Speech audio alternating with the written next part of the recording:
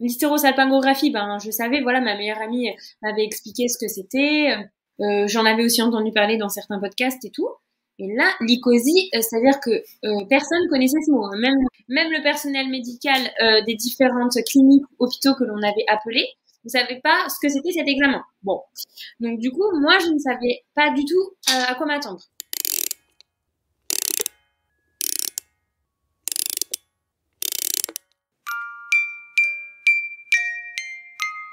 Avec le vote de la nouvelle loi bioéthique, le 2 août 2021, et la publication au journal officiel de l'ouverture de la PMA à toutes les femmes, la France a rattrapé une partie de son retard.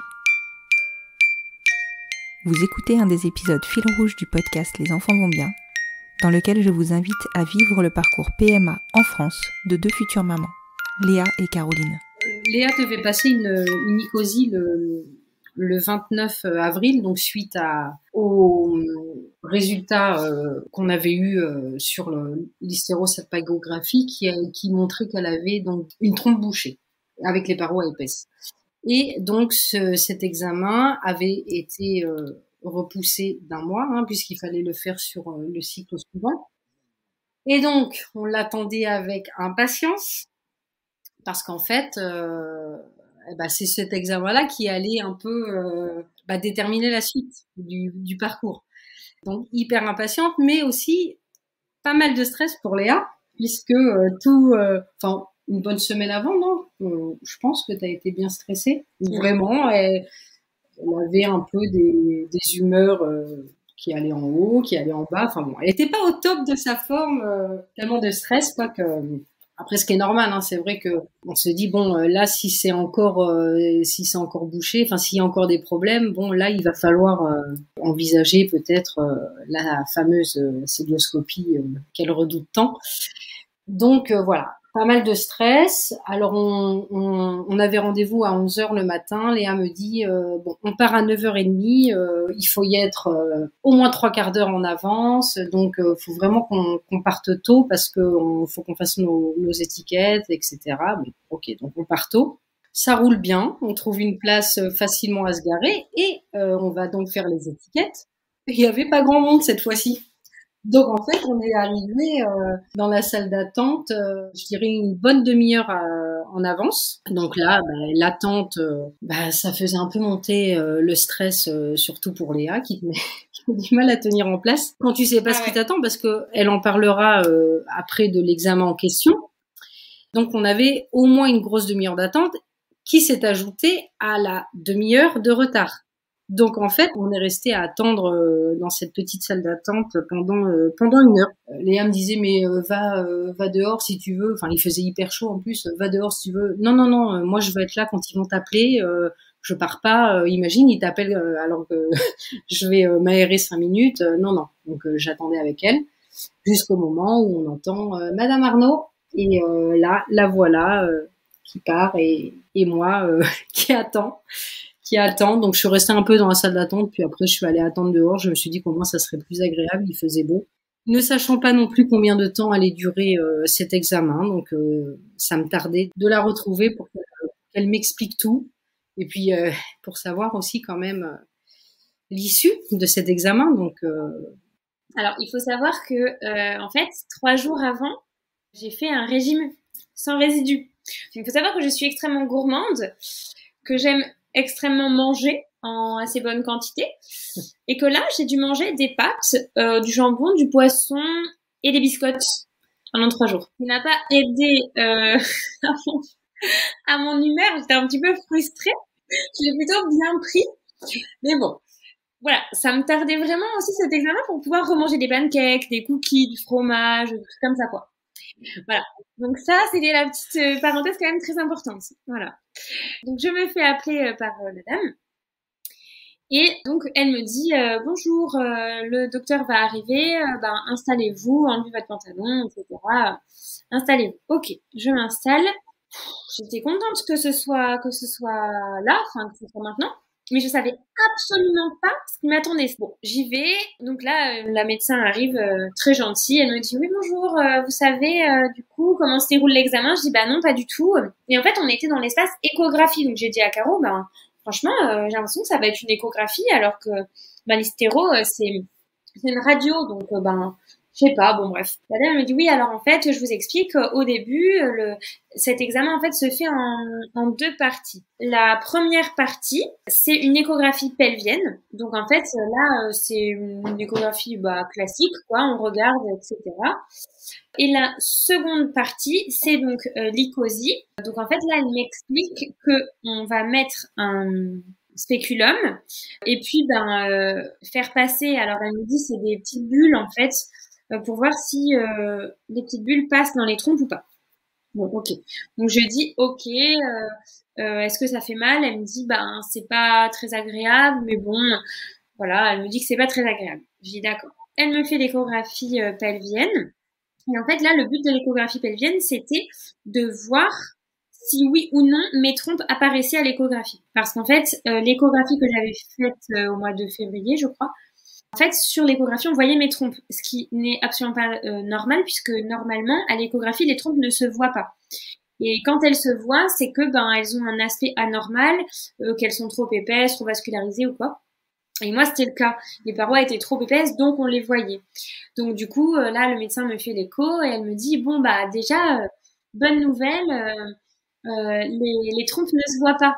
Donc c'est que elles ont retrouvé leur aspect normal. Donc là, j'étais là, oh yes, soulagement, déjà, les trompes étaient revenues normales. Du coup, j'étais un peu contente, mais bon, j'étais là, détends-toi quand même, parce que c'est pas fini. Il faut encore faire l'icosie et voir si la trompinette est débouchée ou pas. Donc là, la partie que je déteste à chaque fois, c'est le spéculum. Donc, le médecin me dit que c'est un examen vraiment pas facile à faire et que il faut une assistante, quoi. Donc là, elle va aller chercher une assistante. Donc du coup, elle va chercher une assistante, donc toute petite salle. Et alors là, l'assistante, elle met la lampe vraiment en face de mes jambes, donc dans l'étrier. La lampe, limite, la pauvre, c'était vraiment pas très pratique pour elle. Enfin, ça aurait été mieux avec une frontale, quoi, à la limite. Là, limite, elle se prenait un peu les pieds dans la lampe parce que la pièce était petite. Bon, ça, j'avais pas raconté à Caro, elle est en train de découvrir en même temps, donc elle rigole à côté. Voilà. Donc, et moi, j'étais là. Voilà. Bon. Donc, du coup, ça me détendait un peu. Et puis, donc, l'assistante, hyper sympa et tout, elle commence à sortir tous les trucs des emballages, là, tout était stérile, machin, donc, du coup, elle ouvre. Hop, et puis la médecin, elle touche à rien, elle lui pose les trucs, blabla, bon bref. Donc ensuite, elle me désinfecte pour que tout soit ok. Et donc elle me dit, bon on va prendre un spéculum, machin. Elle installe le spéculum. Et puis là, c'était pas évident. J'étais un peu crispée, j'avoue. Donc du coup, j'ai dit, bon attendez, on va recommencer, je vais me détendre. Et puis là, il y a l'assistante qui dit... non mais franchement, c'est pas un examen agréable et tout, c'est pas facile pour les femmes qui font ça. Franchement, on pourrait leur mettre de la musique, hein. Il faudrait qu'on voit pour leur mettre de la musique et tout ça. Puis là, elle me dit, mais madame, vous voulez mettre de la musique? Puis là, j'étais là, comme vous voulez. Je disais, j'ai dit à la médecin, vous, est-ce que vous avez envie d'une musique particulière? Parce que bon, pour vous quand même, c'est pas... Enfin voilà, si vous voulez, mettez une musique, quoi. C'est là, non mais... Si vous voulez, vous pouvez choisir quelque chose et tout. J'ai dit bon d'accord. Du coup, j'ai choisi une musique portugaise qui, en plus, le titre c'est Bonne Chance. Ça tombait bien. Donc du coup, l'assistante, elle me tenait la main, elle était là, c'est bien, respirer. J'avais l'impression que j'étais en train d'accoucher. J'étais là, mais c'est rien quoi. Non mais c'est rien. J'étais là, non mais arrête de. Dans ma tête, je me disais, non mais ne fais pas du chiquet, Léa. Ce n'est qu'un spéculum, ce n'est qu'un examen. Quand tu vas accoucher, je pense que là, tu pourras respirer quoi. Bon bref. Donc du coup, je me suis préparée à moi-même. Je me suis dit, mental. En vrai, c'était rien du tout. Enfin, du coup, ça a été un peu drôle, mais voilà, franchement, je respirais et tout. Elle était là, c'est super ce que vous faites. Vraiment, j'ai l'impression d'accoucher, c'était trop drôle, mais pourtant, j'étais pas trop stressée, juste, j'étais concentrée, j'étais là, pour pas me crisper, et que du coup, elle arrive pas à mettre le spéculum, quoi. Enfin, et en fait, c'était hyper drôle, c'était hyper cocasse, la situation, parce que, en fait, elle était là, c'est super ce que vous faites. Continuez comme ça. Et moi, j'avais l'impression d'être en train c'était trop drôle. C'était hyper drôle. Bref, donc en fait, il y avait la musique à côté, là. Bref, c'était drôle. C'était très drôle. Et puis la médecin, elle était ultra concentrée. Elle met le spéculum, mais en fait, pendant qu'elle mettait le spéculum, hein, pendant que je respirais, elle me disait c'est bien ce que vous faites. En fait, elle était adorable, hein, vraiment, elle était adorable. Et en fait, après, elle a commencé donc à me mettre une sonde pour commencer à mettre le produit. Donc là, c'est très étrange la sensation, car en fait, on sent vraiment un truc dans son ventre. En fait, je sais pas, c'est perturbant. Je sentais en fait le produit quoi. Bon, là, ça m'a fait mal. Donc là, c'était pas très agréable. Là, pour le coup, en fait, j'ai eu plus mal qu'à l'hystérosalpingographie. Donc, je veux absolument pas faire peur, hein, parce qu'à l'hystérosalpingo, j'ai vraiment pas eu mal, vraiment. Donc, ça m'a fait mal, mais c'est supportable. Mais ça m'a fait une petite douleur, quoi. Ça m'a fait mal et des fois, je disais oulala, ça fait mal. Donc, elle arrêtait un petit peu. Donc, je soufflais toujours. Mais juste, des fois, ça me faisait en fait des contractions ça me faisait des spasmes, quoi. Du coup, elle me passe la sonde, donc les bulles, etc. Et là, elle me dit, alors là, je vais devoir enlever le spéculum, laisser la sonde et mettre la sonde là d'échographie. En fait, il fallait qu'elle ait à la fois le truc de l'échographie, à la fois la sonde et qu'à la fois elle prenne des clichés. Donc, ce qui était extrêmement compliqué pour elle. Donc, en fait, c'est l'assistante qui a pris les clichés quand elle lui disait. Parce que elle avait les deux mains prises, enfin, elle pouvait pas. Et donc là, ça remue un peu dans tous les sens pour bien trouver les ovaires, prendre les clichés, voir si le produit passe. Enfin, c'est quand même assez précis et tout ça. Donc là, c'est pas très agréable non plus. Surtout que ça dure une demi-heure, quoi, l'examen. Donc voilà, pendant une demi-heure, on touche quand même au col, etc. Enfin, on sent les trucs dans son corps, on a un peu le stress du résultat, etc. Mais bon, franchement, ça allait, mais c'était pas un moment très agréable. C'était moins agréable que l'hystéro. Et donc, du coup, la différence avec l'hystérosalpingographie, justement, je l'ai demandé parce que déjà, pour l'hystérosalpingographie, on n'a pas de régime, il n'y a pas tout ça. Et j'ai demandé quelle était la différence. Donc, en fait, l'hystérosalpingographie, c'est plus poussé que l'icosie, c'est plus précis. En fait, l'hystéro, c'est vraiment une radio des trompes. Ça veut dire qu'en fait, on est vraiment dans un cabinet de radiologie. On a un produit iodé qui fait que ça se voit à la radio. Donc déjà là, c'est une radio. Et l'icosie, en fait, c'est une échographie du coup des trompes. En fait, c'est pas une radio, donc on fait aussi passer quelque chose dans les trompes, mais ce n'est pas un produit. On m'a dit en fait, c'est des petites bulles, donc ça doit être une espèce de gaz. Enfin, je sais pas, c'est des petites bulles en fait qui passent, qui se voient à l'échographie.